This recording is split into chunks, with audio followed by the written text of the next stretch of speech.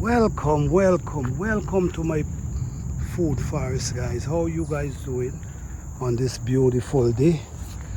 All right, guys, so entering my food forest where I have lots of different plants growing, all different type of plants, tropical plants, different type of plants.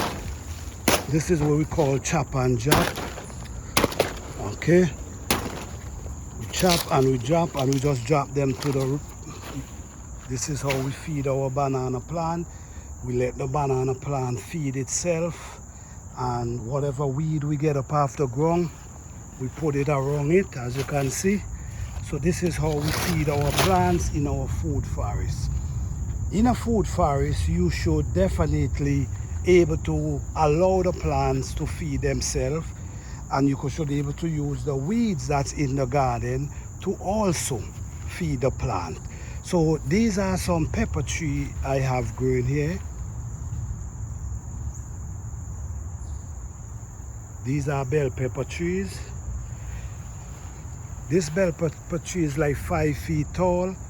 Usually around here I grow bell pepper tree up to 8 feet tall.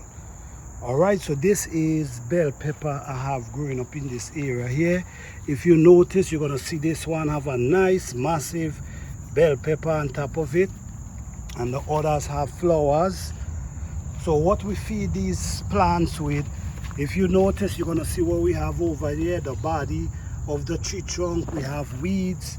That's basically what we feed these plants with. Also, if you notice, we already start staking the peppers them, because these peppers get so tall. And if you notice, this is a prime example. The pepper them does get so big and heavy that they will naturally break down the tree. So we have to be mindful of that. So this is what we do. We prepare our garden before everything starts to spring in action. So this is a pumpkin, all right? This pumpkin comes from in the middle of this garden. This pumpkin just grows up just like that from here, and it just starts running. And what I'm doing, I'm actually trying to control the pumpkin, because if you don't control the pumpkin, they're gonna be running everywhere. You see this? If you're gonna run through the garden, so I have to come and actually train them to run in the direction I want them to go. So basically, if you see coming over here, this is the pumpkin just running over here. Let me show you the ends of the pumpkin. These are the ends of the pumpkin. This is one end, this is one end. So you have to control them. So if you want to turn them to go down this area, you could do that. If you want to push them over more, you can do that. But it's always the right thing to try to control the pumpkin vines, because if you're not controlling the pumpkin vines, what's gonna happen, they're gonna end up running through your garden.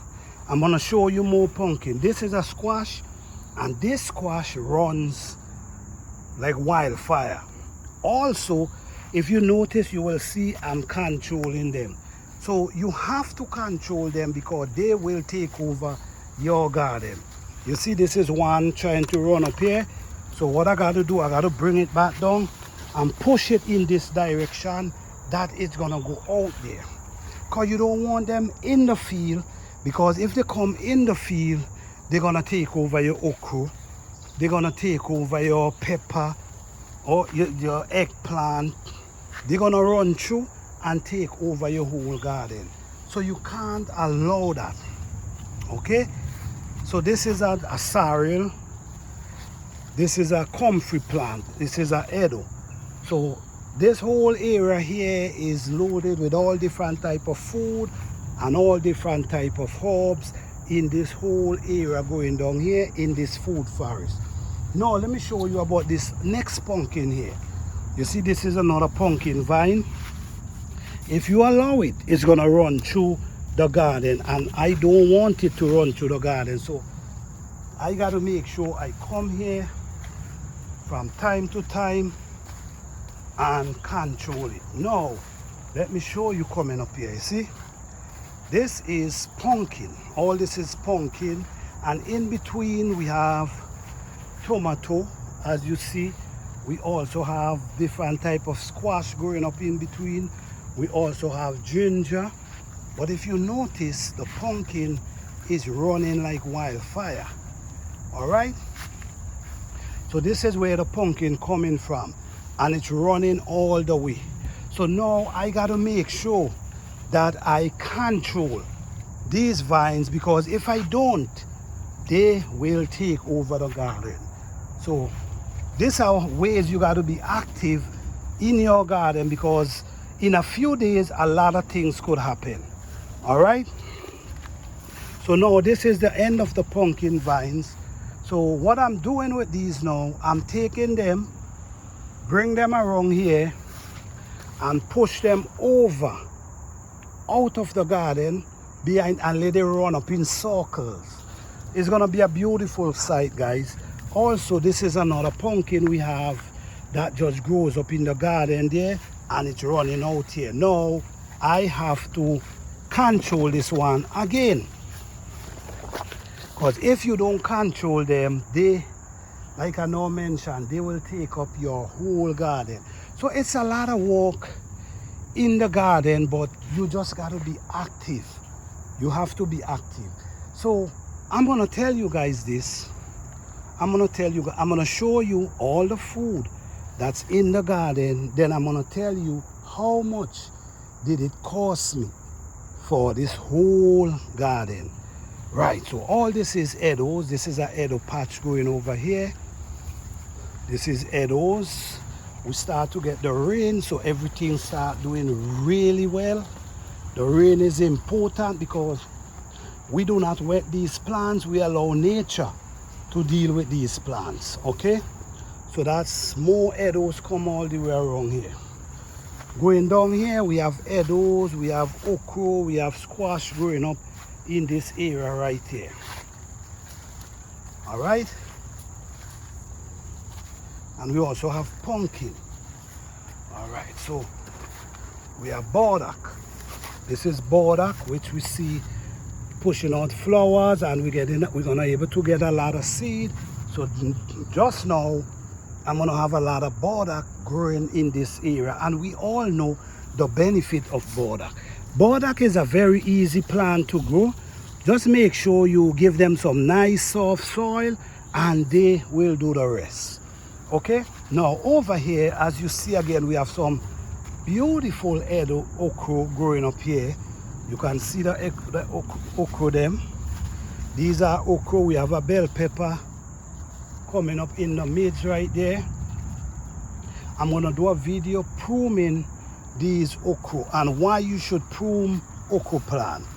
So I'm gonna do a video with that. So right now this is a whole patch of okra coming up here as well. All right, so we're gonna go down here, and as we see going over here, same thing.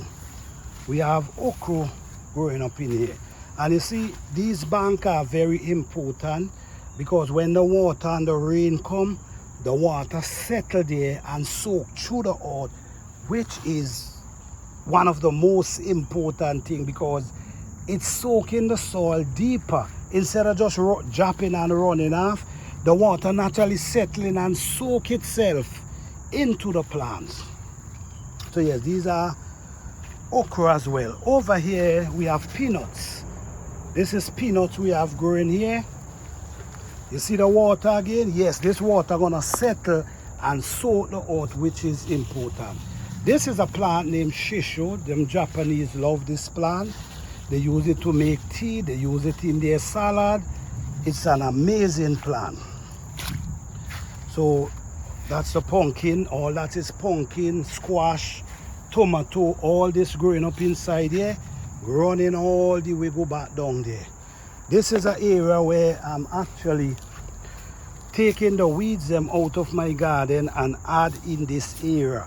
So once they start breaking down, I'm gonna start throwing them around these beds in the fall. So we have comfrey growing up here.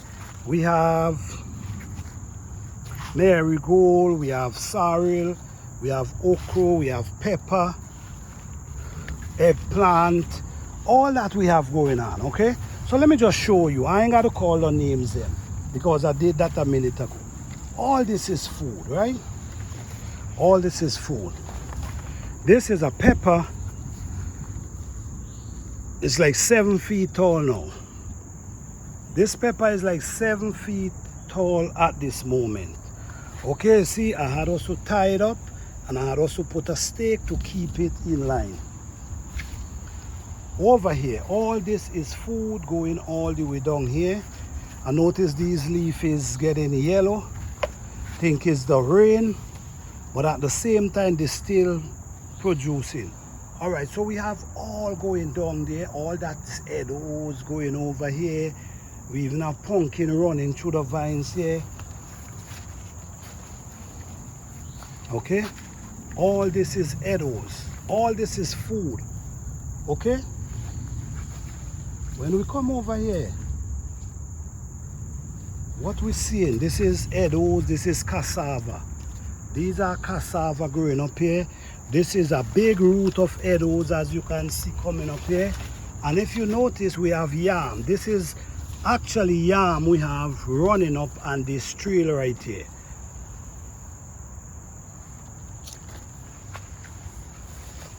All right, so as you see going through here is all different type of edibles, Tanya.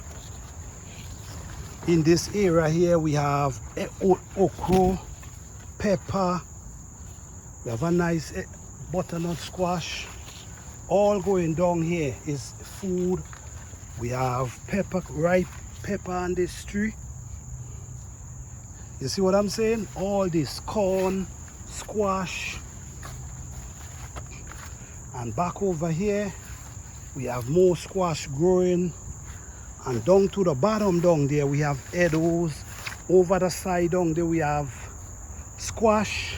Now, how much did you think it cost me to produce a food forest like this? How much did you think it cost me to produce a food forest like this? Well, okay, you know how much it cost me? It cost me about $10. It cost me about $10 to produce this garden. How did it cost me $10? Because what I do every year, I always save seed for the next season. You see what I'm saying? So I save my peppers, I save my pumpkin, I save my squash, I save my okra, I save tomato seed, I save herb seed, all these type of food. I save the seed, the edibles, I replant their heads in the fall, and then I also plant some. I save some and I replant them. So all this only cost me $10. Do you understand what I'm saying? $10. So when people tell you you need an arm and a leg for start a food forest, no. The best thing for you to do is to start them from seed.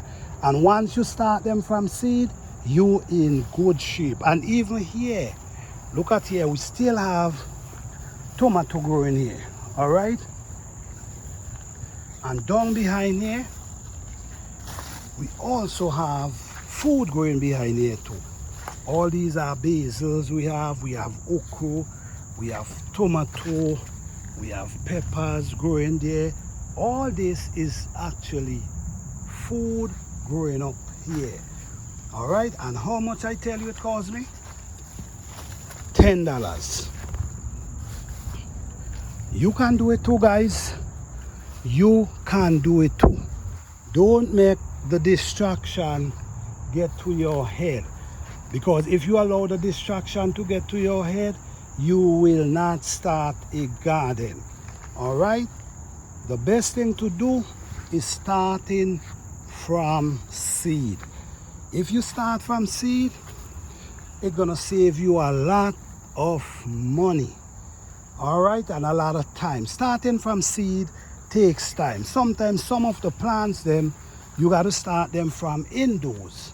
Yes, it's very challenging But at the end of the day, look at the rewards. Could you imagine produce something like this and it only costs you $10? Could you imagine?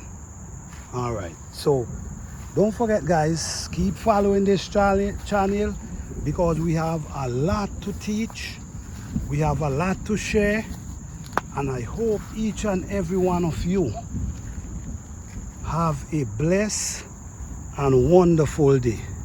Happy gardening.